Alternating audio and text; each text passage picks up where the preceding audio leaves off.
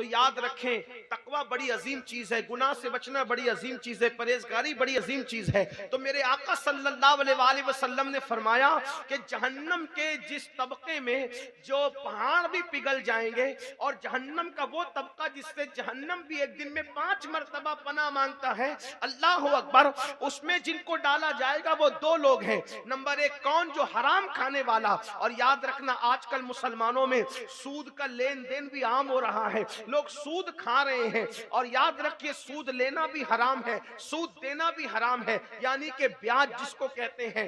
اللہ اکبر، کہیں کسی کا نام پر، کہیں کسی نام پر، کہیں کسی نام پر سود کو عام کیا جا رہا ہے۔ یاد رکھیے جس نے سود کا ایک لقمہ کھایا، سود کا ایک لقمہ،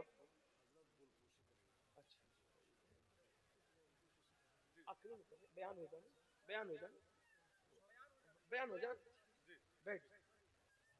بیٹھ جائے۔ آپ سب کی محبتوں کا شکریہ۔ ایک بار درود شریف پھر پڑھ لیں اپنے آقا علیہ السلام کی بارگاہ میں۔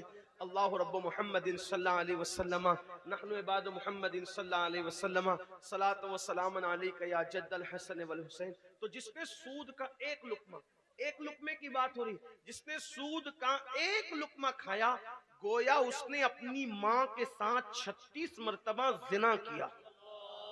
یعنی جو اپنی ماں کے ساتھ 36 بار زنا کرے، اس کو قیامت میں جو عذاب دیا جائے گا وہ سود کا ایک لقمہ کھانے والے کو دیا جائے گا۔ اب آپ بتائیں جو بیاج کا دھندا کرتے ہیں، انٹرسٹ کا کاروبار کرتے ہیں، ان کا کیا انجام ہوگا؟ اس لیے دنیا ہی سب کچھ نہیں ہے۔ اور اب گفتگو کو سمیٹتے ہوئے ایک آخری بات عرض کر دوں، سمیٹتے ہوئے کہ ایک بندہ تو وہ کہ جہنم میں پہاڑ جو پگھلیں گے، جس حصے میں پہاڑ پگھلیں گے، جس حصے میں پہاڑ پگھلیں گے، اس میں جس کو ڈالا جائے گا وہ کون؟ حرام کھانے والا۔ اس لیے اب حرام نہ کھانا۔ اور نمبر 2 کون؟ اب وہ دوسرا بندہ سن لے جو گناہ کبیرہ میں نے شروع کیا تھا، گناہ کبیرہ سے بچنے کا حکم ہے، بڑے گناہ سے بچنے کا حکم ہے۔ تو دوسرا کون بندہ اس حصے میں ڈالا جائے گا جس میں پہاڑ پگھلیں گے، اور ایک دن میں 5 مرتبہ جہنم بھی جس سے پناہ مانگتا ہے، اس طبقے میں اور کس کو ڈالا جائے گا؟ تو وہ دوسرے نمبر کا بندہ ہے جو نمازوں کو ترک کرتا ہے، جو نمازوں کو ضائع کرتا ہے، جو نمازوں کی پابندی نہیں کرتا، اس حصے میں ڈالا جائے گا۔ اے میری قوم کے جوانوں، آپ کی بہت بڑی تعداد ہے، ہندوستان میں جوان 60% ہے، 60% ہے۔ میرے بھائیوں، نماز کے نام پہ بھی جمع ہو جاؤ۔ دیکھو سننے کے لیے، تقریر سننے کے لیے ہزاروں کی تعداد میں جمع ہوتے ہو، کاش کے عمل کے لیے بھی ہزاروں کی تعداد میں جمع ہو جاؤ۔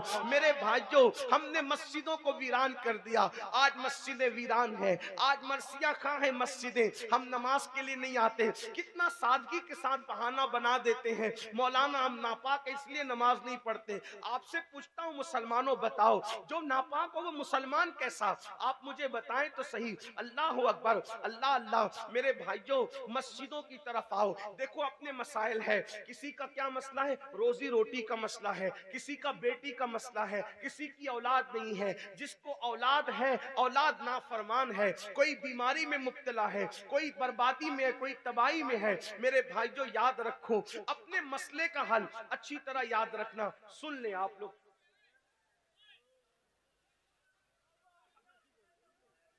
دیکھیے کہ میں اس ماحول میں گفتگو کرنے کا عادی ہوں، میں انڈیا میں ہی رہتا ہوں، ہندوستان میں ہی رہتا ہوں، اور آپ کی یہ چیخ و پکار سے میرے کان آشنا ہے، مجھے اس پہ کوئی برا نہیں لگتا، لیکن اتنا ضرور ہے کہ میرا احترام نہ کرو، لیکن جس کی حدیث پڑھ رہا ہوں اس نبی کا تو احترام کر لوں۔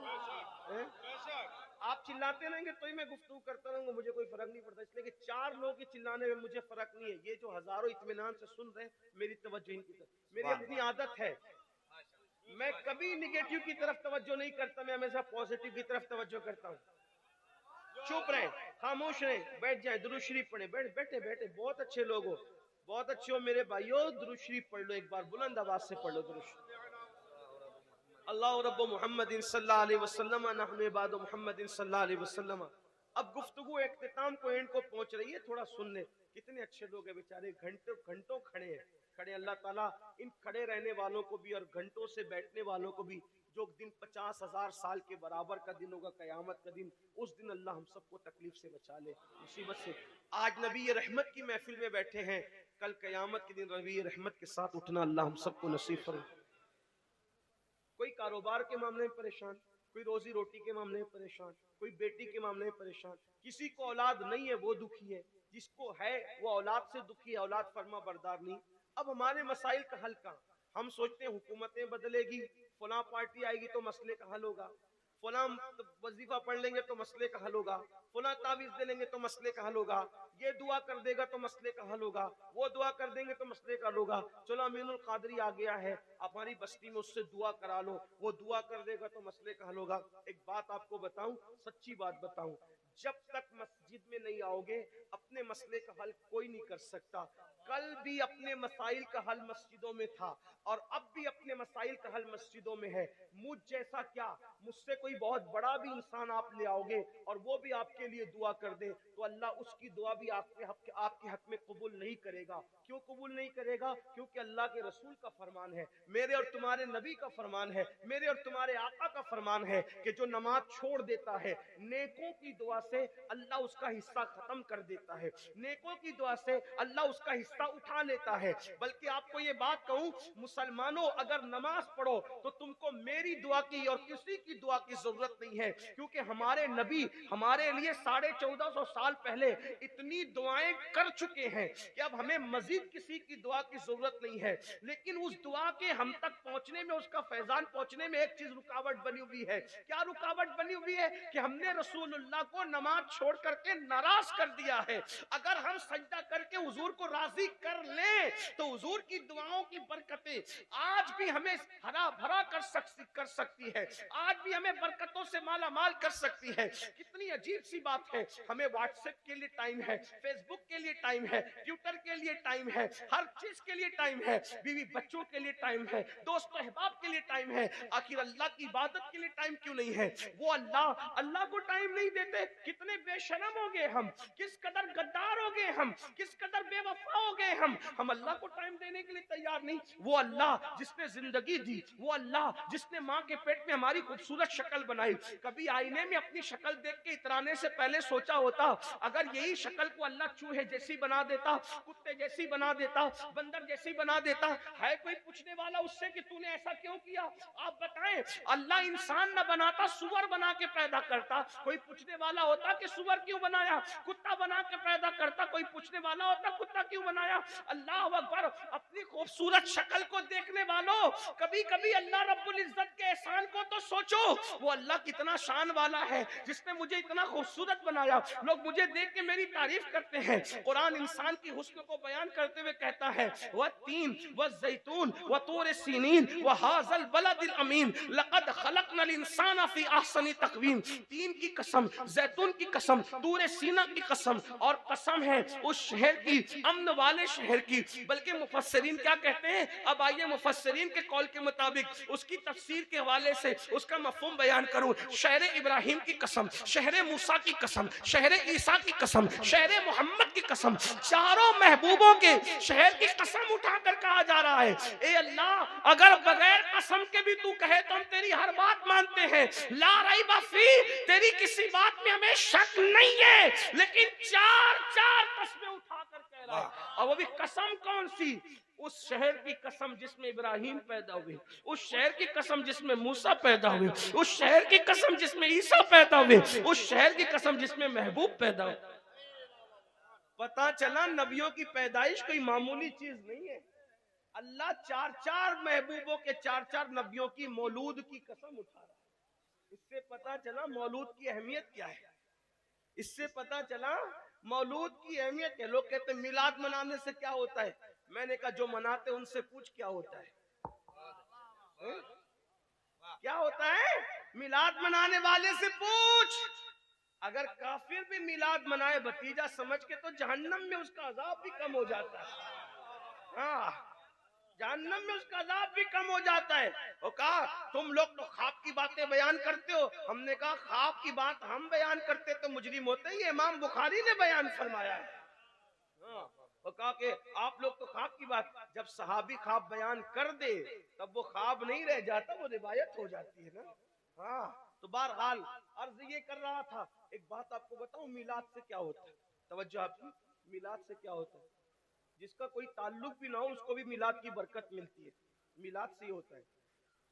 امام المتکلمین علامہ نقی علی خان اپنی کتاب میں لکھتے ہیں کہ جب قارون زمین میں دھسا، آپ کو پتا ہے قارون کیوں دھسا؟ لیکن دھسا اتنا تو پتا ہوگا، ابھی اس کی طرف جاؤں گا تو آدھا گھنٹہ اور چاہیے، لیکن اس کا نہیں کچھ کوئی ذکر کر. قارون زمین میں دھسا یہ تو پتا ہوگا آپ کو، قارون زمین میں دھسا. اب دھسا دھسا دھسا دھستا رہا. کب تک دھسا؟ موسیٰ علیہ السلام کے زمانے سے دھسا. اور کب تک دھستا رہا؟ رسول اللہ کی ولادت سے پہلے تک دھستا رہا. جیسی حضور کی ولادت ہوئی اور حضور کے قدم زمین کو لگ گئے، اللہ نے فرمایا اب قارون نہ دھسے گا، کیونکہ محبوب کے قدم زمین کو لگ گئے. قارون کا کوئی تعلق ہی نہیں ہے. میلاد مصطفیٰ سے قارون کا کوئی تعلق نہیں، لیکن بات کتنی ہے، وَمَا أَرْسَلْنَاكَ إِلَّا رَحْمَةً لِّلْعَالَمِينَ. رحمت للعالمین نے پیر زمین پہ کیا رکھ دیے. اب وہ دھستا ہوا قارون نہیں دھس رہا ہے، وہ وہی رک گیا ہے. کیوں؟ حضور کی میلاد ہو گئی. اللہ اللہ، جب قارون جیسوں کو ایسی میلاد کی برکتیں نصیب ہوتی ہے تو غلامان مصطفیٰ کو کیسے نصیب ہوگی؟ سوچو تو صحیح. میلاد سے کیا ہوتا ہے؟ میں نے کہا میلاد سے یہ ہوتا ہے کہ ساری روئے زمین مسجد بنا دی جاتی ہے. مسجد بنا دی. ایک بات آپ کو بتاؤں، حضور نے کیا فرمایا؟ اللہ نے میری برکت سے روئے زمین کو کیا بنا دیا؟ کیا بنا دیا؟ یعنی کہ پہلے کے لوگوں کو عبادت کرنا ہوتا تھا تو عبادت خانے میں جانا پڑتا تھا. اب وہ مسلمان جہاں نماز کا ٹائم ہو نماز شروع کر دے. کیا جگہ ہے وہ؟ مسجد. ایک بات اس سے اور بتاؤں، جب مسجد ہو گئی روئے زمین تو مسجد کے اوپر کوئی زنا کرتا ہے کیا؟ مسجد کے اوپر کوئی شراب پیتا ہے کیا؟ مسجد کے اوپر کوئی چوری کرتا ہے؟ کوئی کرتا ہے مسجد میں چوری؟ حضور کہہ رہے کہ مسجد ہو گئی، یہ تو ہمیں سمجھ میں آ گیا اور یہی اس کا مطلب ہے کہ سجدہ گاہ بن گئی. لیکن جو چیز سجدہ گاہ ہے پھر وہ زنا گاہ کیسے ہو سکتی ہے؟ وہ شراب گاہ کیسے ہو سکتی ہے؟ وہ چوری گاہ کیسے ہو سکتی ہے؟ اس کا مطلب لوگ زمین کو کچھ مانے، تم تو سجدہ گاہ مان رہے ہو نا. جب تم سجدہ گاہ مان رہے ہو تو زمین کے اوپر پاپ کیوں کرتے ہو؟ گناہ کیوں کرتے ہو؟ زمین پہ گناہ کرنے نہیں آئے، زمین پہ سجدہ کرنے آئے، زمین پہ اللہ کی عبادت کرنے آئے. تو عرض کیا کر رہا تھا، ہمارے مسائل کا حل کل بھی مسجد میں تھا، سجدے میں تھا، اور آج بھی سجدے میں ہے. اور جب تک سجدہ نہیں کرو گے اس وقت تک کامیابی نہیں مل سکتی. حکومتیں آئے گی چلی جائیں گی. اور ایک بات آپ کو بتاؤں، جو اس وقت ظالم آئے ہیں دنیا میں، کہیں ہر ملک کا یہی حال ہے، کہیں کم کہیں زیادہ، اس سے زیادہ ظالم آئیں گے. اگر عبادت نہیں کرو گے اس سے زیادہ ظالم آئیں گے. جو تکلیفیں آج ہے اس سے زیادہ تکلیفیں بڑھے گی. ارے اللہ نے ہمیں خوبصورت شکل دی، رزق دیا، اچھے ماں باپ دیے، ساری نعمتیں دی، کیوں اس کے لیے ٹائم نہیں نکالتے؟ ایک وقت کی نماز کے لیے صرف 10 منٹ چاہیے. 10 منٹ، 10 منٹ سے زیادہ کا ٹائم نہیں لگتا. کیوں نماز نہیں پڑھتے؟ اور سن لو، اگر نماز نہ پڑھو تو اللہ کے رسول علیہ السلام کیا فرما رہے؟ آپ یہ سوچتے ہو کہ نماز چھوڑ دیں گے تو بھی حضور ہاتھ پکڑ کے جنت میں لے جائیں گے؟ نمازوں کو ترک کرو گے پھر بھی حضور ہاتھ پکڑ کے جنت میں لے جائیں گے؟ یاد رکھو، اللہ کے رسول نے فرمایا کہ جو جان بوجھ کے نماز چھوڑ دے میں محمد اس سے بیزار ہوں، قیامت کے دن اس کے ساتھ میرا کوئی وعدہ نہیں ہے. حضور فرما رہے ہوش کے ناخن لو، جس سے ماں باپ بیزار ہو جائیں، مرتے وقت اس کی زبان پہ کلمہ نہیں آتا. جس سے اللہ کے رسول بیزار ہو جائیں، مرتے وقت اس کی زبان پہ کلمہ کیسے آئے گا؟ آپ کیا سمجھتے ہو امام اہل سنت کی بات بہت زیادہ کرتے ہو؟ امام اہل سنت نے فتاوی رضویہ شریف میں لکھا کہ جو اذان کا جواب نہ دے اور دنیا کی باتیں کرے، ڈر ہے کہ مرے گا تو کافر ہو کے مرے گا. امام اہل سنت نے لکھا جو نماز پڑھے لیکن رکوع صحیح نہ کرے، پڑھتا ہے نماز لیکن رکوع صحیح نہیں کرتا، تو حدیث پاک انہوں نے کوٹ کی کہ جو رکوع صحیح نہیں کرتا ڈر ہے کہ مرے گا تو کافر ہو کے مرے گا. نماز پڑھتا ہے مگر رکوع صحیح نہیں پڑھتا تو ڈر ہے کہ مرے گا تو کافر ہو کے مرے گا. جو سرے سے نماز ہی نہیں پڑھتا، جمعہ تک نہیں پڑھتا، جمعہ کے دن آتا ہے تو 2 رکعت پڑھ کے بھاگ جاتا ہے، وہ کیسے مومن مرے گا؟ وہ ایمان پر کیسے مرے گا؟ اور آپ کو بتاؤں، اللہ کے رسول علیہ السلام حضرت ابو ہریرہ سے فرماتے ہیں، اے ابو ہریرہ، بے نمازی کے ساتھ نہ بیٹھا کرو، اس لیے کہ بے نمازی پر مسلسل اللہ کی لعنت برستی رہتی ہے۔ حضور اپنے صحابہ کو بے نمازی کے ساتھ بیٹھنے سے روکتے ہیں۔ آپ سے پوچھنا چاہتا ہوں، بے نمازی بن کر حضور کے عاشق کیسے ہو سکتے ہو؟ بے نمازی بن کر غوث اعظم کے عاشق کیسے ہو سکتے ہو؟ ہم تو قادری ہیں۔ میں نے کہا اپنا منہ آئینے میں دیکھو، کون سے قادری ہو؟ صرف کپڑا پکڑ کے کسی کو قادریت ملتی ہے؟ میرے جملے تلخ ہو تو معاف کر دینا، لیکن وہ غوث اعظم شیخ عبد القادر جیلانی جن کی قادریت پہ ناش کرتے ہو، غوث پاک فرماتے ہیں بے نمازی مرے اسے مسلمان کے قبرستان میں دفن مت کرو۔ جو غوث اعظم بے نمازی کو مسلمان کے قبرستان میں گوارا نہیں کرتے، قبرستان غوث پاک کا نہیں ہے۔ توجہ ہے آپ کی؟ قبرستان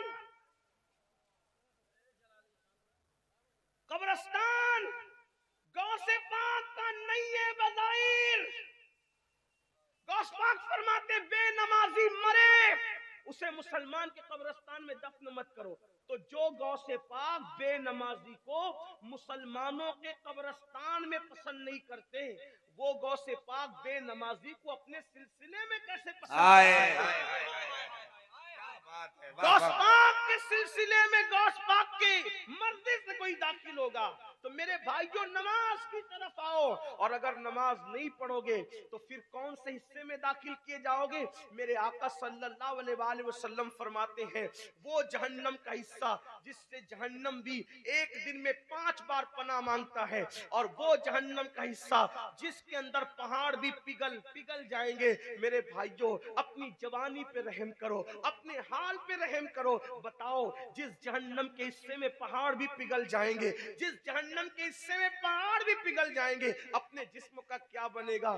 آؤ سچی توبہ کر لو، اللہ کی بارگاہ میں معافی طلب کر لو۔ عرس بخاری میں آنے والوں عہد کر کے جاؤ کہ آج کے بعد کبھی نماز نہیں چھوٹے گی، آج کے بعد کبھی بد نظری نہیں کریں گے، آج کے بعد گناہ کبیرہ کی طرف نہیں جائیں گے۔ اگر آپ نے سچی توبہ کر لی تو ہمارے نبی صلی اللہ علیہ وآلہ وسلم فرماتے ہیں گناہ سے توبہ کرنے والا ایسا ہے جیسے اس نے گناہ کیا ہی نہیں۔ آج بدل جاؤ، کان کھچنے کا نام توبہ نہیں، گال پیٹنے کا نام توبہ نہیں، استغفر اللہ پڑھنے کا نام صرف توبہ نہیں، بلکہ توبہ یہ ہے اپنے اللہ سے وعدہ کرو آج سے پہلے کوئی گناہ ہو گیا ہو تو مولا میں معافی مانگتا ہوں، آج کے بعد سردی ہو یا گرمی ہو، بارش ہو، کچھ ہو، ایک بار آپ سے کہتا ہوں اگر آپ کہتے نا کہ میرے پیر پکڑ کے کہہ دے نمازی بن جا تو میں آپ کے پیر بھی پکڑ کے کہتا، لیکن مسلمانوں ہاتھ جوڑ کے کہتا ہوں نماز چھوڑ کر ہم رسول اللہ کے سچے امتی نہیں ہو سکتے۔ کچھ کرو یا نہ کرو، کم سے کم نمازی بنو۔ جو نمازی بنتا ہے وہ دیندار خود بخود بن جاتا ہے، جو نمازی بنتا ہے دھیرے دھیرے وہ اللہ کے قریب ہو جاتا ہے۔ ارے سجدے میں جا کے دیکھو کیا ہے، روزی کا مسئلہ نہ حل ہو تو کہنا، رزق کا مسئلہ حل نہ ہو تو کہنا، مسائل کا مسئلہ حل نہ ہو تو کہنا۔ یاد رکھنا میرے بھائی جس سجدے میں خدا ملتا ہے اس سجدے میں کیا نہیں مل سکتا، لیکن سجدہ کر کے دیکھو۔ لیکن ایک آخری بات کہتے ہوئے جاؤں، یاد رکھنا نماز پڑھنا تو ایسے کے پیچھے پڑھنا جس کا سر کعبے کے سامنے جھکتا ہو اور دل مکین گنبد خضرا کے سامنے جھکتا ہو، کسی غدار نبی کے سامنے اس کے پیچھے نماز نہ پڑھنا۔ امام اس کو بناؤ، امام اس کو بناؤ جو امام الانبیاء کا ادب کرتا ہو اور جس کا عقیدہ یہ ہو انہیں جانا، انہیں مانا، نہ رکھا غیر سے کام۔ للہ الحمد میں دنیا سے مسلمان گیا۔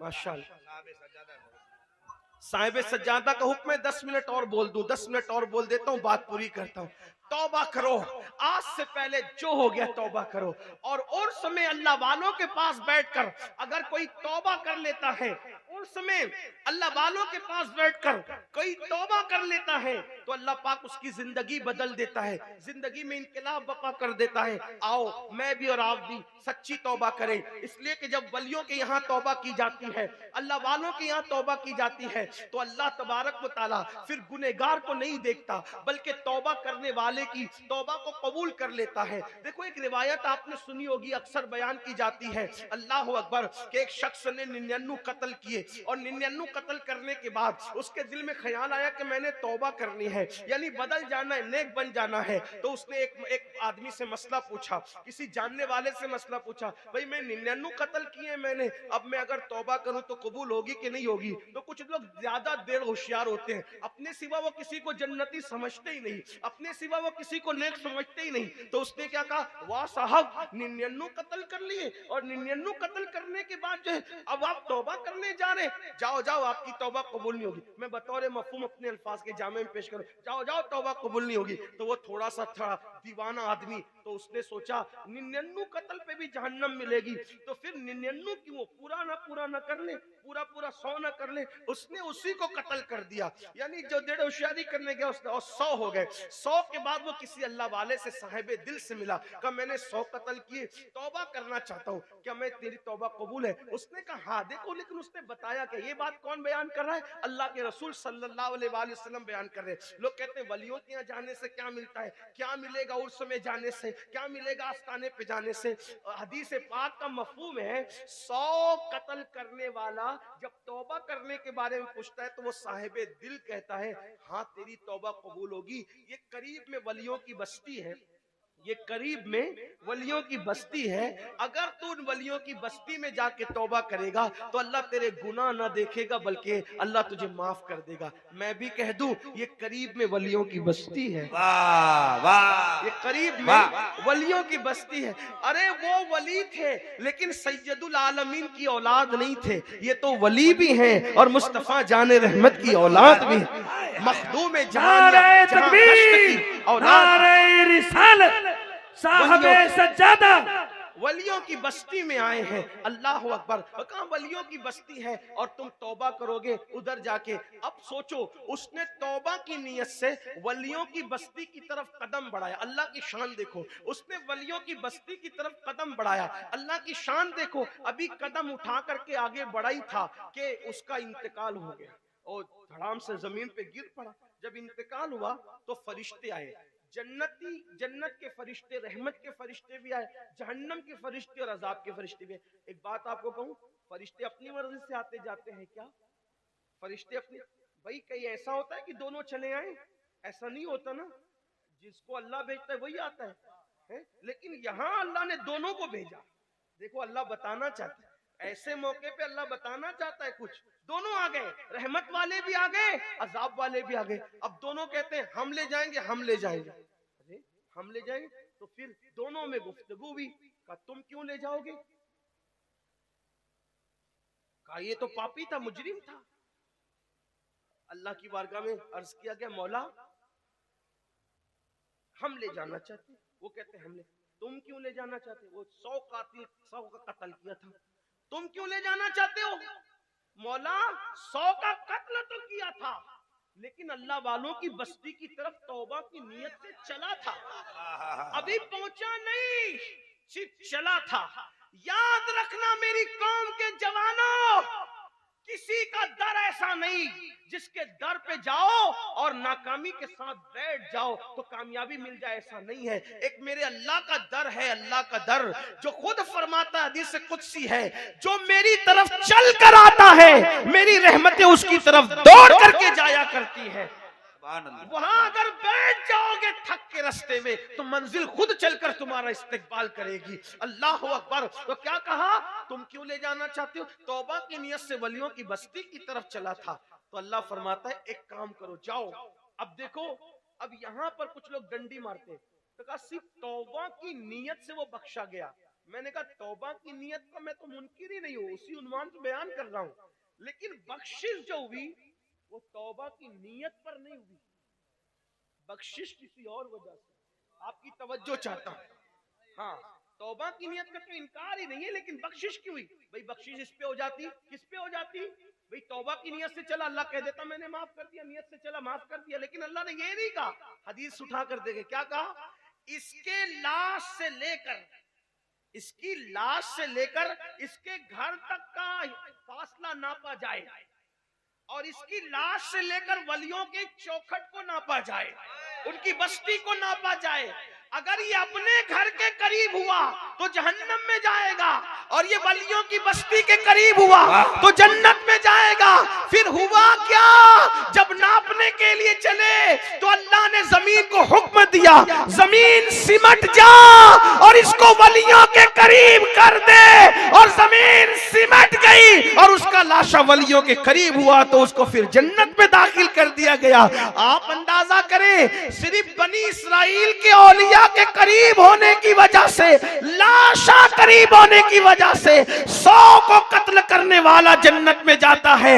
اگر ہمارے دل غوث و خواجہ کے قدموں میں دھڑکتے رہے تو انشاءاللہ دنیا بھی کامیاب ہے اور آخرت بھی کامیاب ہے. اللہ کے بندو سچی توبہ کرو, یہاں بھی نجات ہے وہاں بھی نجات ہے. ڈر تھا کہ عیسیاں کی سزا اب ہوگی یا روز جزا, دی ان کی رحمت نے صدا, یہ بھی نہیں وہ بھی نہیں, اور آج جو عیب کسی پر نہیں کھلنے دیتے کب وہ چاہیں گے میری حشر میں رسوائی ہو. تو مسلمانوں سچی توبہ کرو, گڑ گڑا لو, رو لو. ام المومنین سیدہ عائشہ صدیقہ فرماتی ہے, میں نے اللہ کے رسول سے پوچھا, یا رسول اللہ کیا آپ کا کوئی گنہگار امتی بھی جنت میں جائے گا؟ کیا آپ کا کوئی پاپی امتی بھی جنت میں جائے گا؟ حضور فرماتے ہیں ہاں اے عائشہ, جو رات کی تاریکی میں, جو تنہائیوں میں اپنے گناہوں کو یاد کر کے روتا ہوگا, ایسے گنہگاروں کو اللہ قیامت کے دن بے حساب جنت عطا فرمائے گا, ان سے حساب نہیں لیا جائے گا. اس لیے آئیے اپنے گناہوں پہ گڑ گڑائیے, روئیے, اپنی زندگی میں انقلاب برپا کیجئے. اور ہندوستان کے مسلمان 3 کام پر محنت کریں. 3 کام کرنا ہے ہم کو. پوری تقریر یاد رہے نہ رہے یہ یاد کرنا. پہلے وعدہ کرو کون کون یہ 3 کام کرے گا, ہاتھ اٹھائیں, بولو بھائی سبحان اللہ. دیکھو 3 کام ہندوستان میں ہمیں 3 کام کرنا ہے. نمبر 1, دیندار بنو. کیا بنو؟ اور اپنے بچوں کو بھی دیندار بناؤ. دیندار صرف داڑھی ٹوپی والے دیندار نہیں, صرف گوشت اور مچھلی کھانے والے دیندار نہیں. کیسے دیندار؟ جیسے رسول اللہ بنانے آئے تھے. اور وہ کیسا دیندار ہوتا ہے؟ جو اپنے لیے پسند کرو وہی اپنے ایمان والے بھائی کے لیے پسند کرو, ہے نا. کیسے دیندار؟ حضور سے سچا عشق کرو. کیسے دیندار؟ نماز کی پابندی کرو. تو 3 کام کیا کرنا ہے؟ نمبر 1 کیا بنو گے؟ کیا بنو گے؟ دین پر عمل کرو. نمبر 2 مالدار بنو. نمبر 2 کیا کرنا ہے؟ مالدار بنو. محنت کرو, کھیل کود سے توجہ ہٹا کے مال حاصل کرو. جوئے سٹے شراب سے نہیں, حلال محنت کی کمائی سے. کیونکہ غریبی کبھی کبھی آدمی کو کفر تک لے جاتی ہے, اس لیے مالدار بنو. کچھ لوگ کہتے ہیں نا ارے اللہ کے رسول بھی غریب تھے ہم بھی غریب ہیں, تو کیا؟ یہ جھوٹ ہے. حضور کوئی غریب نہیں تھے, حضور کوئی مسکین نہیں تھے, حضور کوئی مفلس نہیں تھے. حضور علیہ السلام اتنے مالدار تھے کہ ان سے پہلے اتنا بڑا مالدار نہ کبھی روئے زمین پہ آیا, اور نہ قیامت تک ان جیسا مالدار کوئی روئے زمین پہ آ سکتا. اب آپ کہیں گے یہ کوئی نئی بات ڈال دی آپ نے. میں نے کہا نئی بات پھر کہتا ہوں, میں نئی بات لانے والا کون؟ سنو, حضور کتنے مالدار تھے. کوئی ایک ریاست کا مالک, کوئی ایک کھیت کا مالک, کوئی ایک ملک کا مالک, کوئی 2 ملک کا مالک. میرے نبی اتنے مالدار تھے کہ اللہ نے پوری دنیا کا بھی مالک بنا دیا اور ان کو جنت کا بھی مالک بنا دیا. میرے امام کہتے ہیں مالک کل نے, خالق کل نے آپ کو مالک کل بنا دیا, دونوں جہاں آپ کے قبضہ و اختیار میں. اور حضور علیہ السلام, یہ تو بات ہوئی, لیکن حضور کے پاس مدینہ شریف میں اور ارد گرد مدینہ شریف کے اتنی زمینیں تھی کہ حضور سے بڑا کوئی زمیندار نہیں تھا. میں اپنے الفاظ میں سمجھا رہا ہوں. لاکھوں کی آمدنی تھی حضور کی, لاکھوں کی, لیکن بات یہ تھی صبح آتی تھی لاکھوں کی آمدنی, شام تک سب تقسیم کر دیتے تھے. ہاں, اب آپ کہیں گے جب لاکھوں کی آمدنی تھی تو اعلیٰ حضرت نے یہ کیوں کہا 2 جہاں کی نعمتیں ہیں ان کے خالی ہاتھ میں؟ یہ بھی ایک مسئلہ آپ لا کے کھڑا کرتے ہیں. بڑے بڑے شاعر لوگ اہل علم میں بیٹھے ہوئے, تو اس کی بات عرض کر دوں. یہی تو امام احمد رضا کا کمال ہے کہ وہ فنکار نہیں تھے, وہ عاشق رسول تھے. کیا مالک کونین ہے, گو پاس کچھ رکھتے نہیں, 2 جہاں کی نعمتیں ہیں ان کے کہا دیکھو ان کے ہاتھ خالی تھے نا. میں نے کہا ایک خالی کا مطلب ہوتا ہے کچھ نہیں, یعنی خالی ہے نا, خالی کچھ نہیں, نتھنگ, کچھ نہیں, صحیح. اور ایک خالی کا مطلب کیا ہوتا ہے؟ ایک خالی کا مطلب ہوتا ہے اونلی, صرف. مطلب کیا؟ اگر پوچھا جائے اس وقت کس کی تقریر ہو رہی ہے بخاری عرس میں, تو کہ اس وقت خالی امین القادری بول رہا ہے, یعنی سب چپ ہے اور صرف امین القادری بول رہا ہے نا, اونلی وہی بول رہا ہے. تو کیا اس وقت اسٹیج پر شاکر سامی صاحب بھی موجود ہیں؟ نہیں, وہ آنے والے تو تھے لیکن ان کا ویزا کینسل ہو گیا, اس لیے وہ نہیں آئے, اس لیے خالی امین القادری بول رہا ہے. واہ. اس وقت کون بول رہا ہے؟ خالی امین القادری بول رہا ہے. کہا کیا وہاں پر انسانوں کے سوا اور بھی کوئی ہے؟ کہ نہیں, خالی انسان ہے, صرف انسان ہے. صحیح ہے. اب خالی کا مطلب سمجھ میں آیا؟ کہا کہ خانقاہ میں کون ہے؟ کہا خانقاہ خالی پڑی ہے, اس میں کوئی نہیں ہے, کچھ نہیں ہے اس میں. اور یہاں خالی انسان, صرف انسان ہے. اتنی بات سمجھ میں آئی؟ ایک خالی کا مطلب ہوتا ہے کچھ نہیں, اور ایک خالی کا مطلب ہوتا ہے اونلی, صرف. بات سمجھ گئے؟ سمجھے کہ نہیں سمجھے؟ بنگال والوں سمجھے کہ نہیں سمجھے؟ ہاں, یہ تو دلی اور لکھنؤ والوں کے بھی بس کا نہیں ہے, کیونکہ امام احمد رضا کی بولی ہے, تو بنگال میں بولنے کی بات الگ ہے.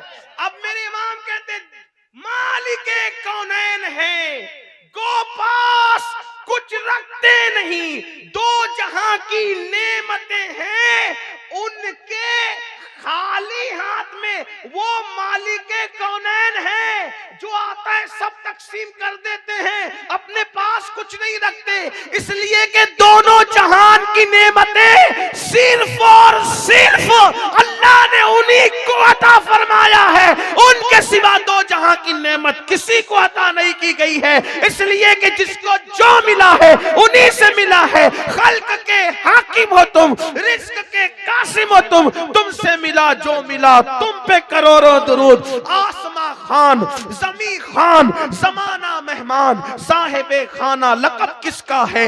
تیرا. اور میں تو مالک ہی کہوں گا کہ ہو مالک کے حبیب, یعنی محبوب و محب میں نہیں میرا تیرا. اور کون دیتا ہے؟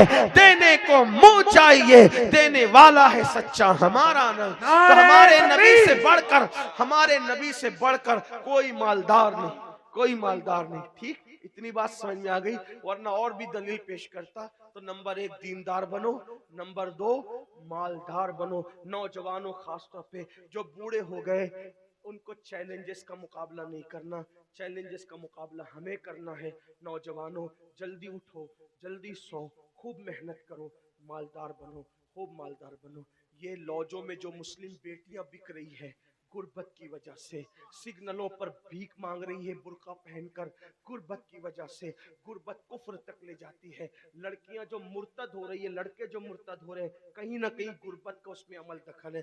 غربت کا خاتمہ کرو. ایک آدمی مالدار ہے, وہ دوسرے کو پیسہ لگا کر کے اٹھائے.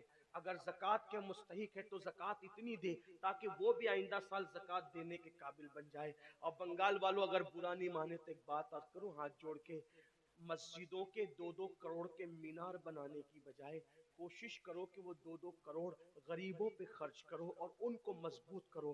اگر ہماری قوم 10 سال میں مضبوط ہو گئی تو 2 نہیں بلکہ 10 کروڑ کے مینار ہم بنا سکیں گے. اس لیے میری گزارش ہے, جلسوں کے خرچے بھی کم کرو, شادیوں کے خرچے بھی کم کرو, اور سب خرچے کم کر کے اپنی قوم کو مضبوط کرو. حضور علیہ السلام اسی لیے تشریف لائے تھے. تو دیندار بنو, مالدار بنو. اور نمبر 3 ایجوکیشن پہ بہت محنت کرو.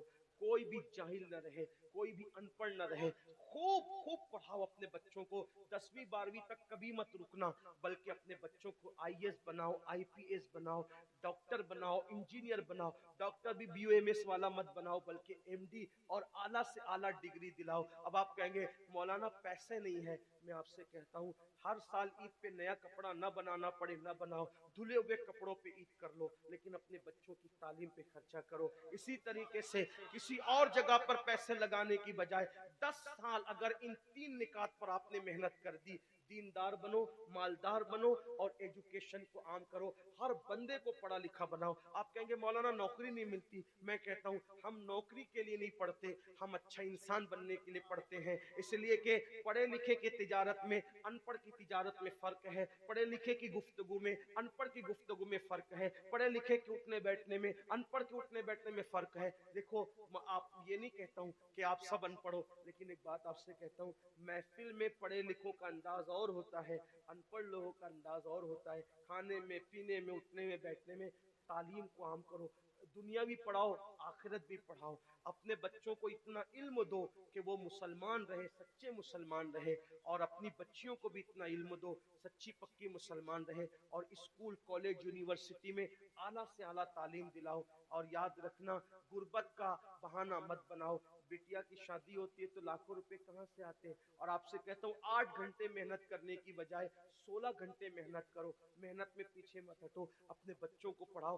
صرف 10-12 سال ہندوستان کے تمام مسلمان محنت کر کے اپنے بچوں پہ محنت کر لیں, کوشش کر لیں, کاوش کر لیں, تو دیکھنا نقشہ بدل جائے گا.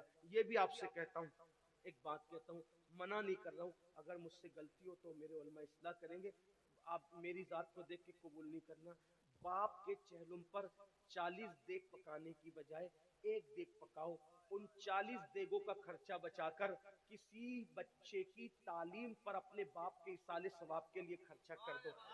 پیر صاحب کے مزار پر 1 لاکھ کی چادر لا کے ڈالنے کی بجائے 100 روپے کی چادر ڈال دو. باقی کے پیسے بچا کر غریبوں کی تعلیم پہ خرچہ کر دو. پیر صاحب کے ایصال ثواب کے لیے وہ اس 1 لاکھ کی چادر سے جتنا خوش ہوں گے, وہ 100 روپے کی چادر سے بھی اس سے زیادہ خوش ہوں گے, کیونکہ آپ نے کسی کو اٹھا دیا, کسی کو آپ نے ترقی پہ لے گئے. ایک بات کہتا ہوں, میرا پیر جنتی ہے تو میرے پیر کو میری 1 لاکھ کی چادر سے کیا غرض, اس کو تو جنت میں اس سے بہتر لباس مل چکا ہے, اس کو تو 1 لاکھ کا اس سے بہتر لباس مل چکا ہے. تو یہ باتیں تلخ لگے معاف کرنا, لیکن آپ سے ایک بات کہتا ہوں, رسومات سے نکلو, حقیقتوں کی طرف آؤ. رسومات سے نکلو, سچائیوں کی طرف آؤ. ایک دوسرے کو گرانے کی کوشش مت کرو, ایک دوسرے کو اٹھانے کی کوشش کرو.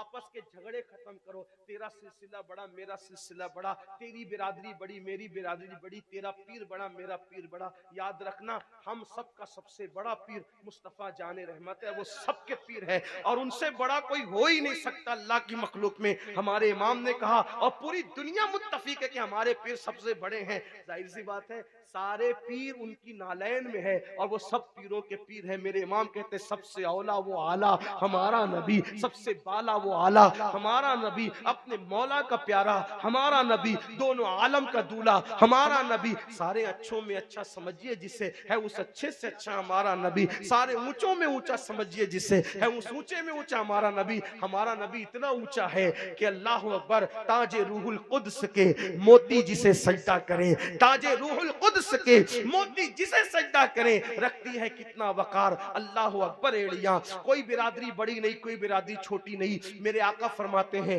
کلکم من آدم و آدم من تراب, تم سب آدم کی اولاد ہو, اور اللہ نے آدم کو مٹی سے پیدا کیا. جب تم سب کی امی ایک ہے, ابا ایک ہے, تو چھوٹا بڑا کوئی کہاں سے ہو گیا. اس لیے برادری کے نام پہ نہ لڑو, کسی نام پہ نہ لڑو, سب لوگ رسول اللہ کی ذات پہ متحد رہ جاؤ, صحابہ اور اہل بیت کے عقیدے پہ متحد ہو جاؤ. اور ہاں, جو نبی کے گستاخ ہے, بے ادب ہے, ان کے لیے تو اپنا موقف کل بھی یہی اور آج بھی یہی, اور انشاءاللہ قیامت تک یہی, کہ دشمن احمد پہ شدت کیجئے, ملحدوں کی کیا مروت کیجئے, غیظ میں جل جائیں بے دینوں کے دل, یا رسول اللہ کی کثرت کیجئے. شرک ٹھہرے جس میں تعظیم حبیب, اس برے مذہب پہ لعنت کیجئے. کیجئے چرچا انہی کا صبح و شام, جانے کافر پر قیامت کیجئے. وما علینا الا البلاغ. السلام علیکم.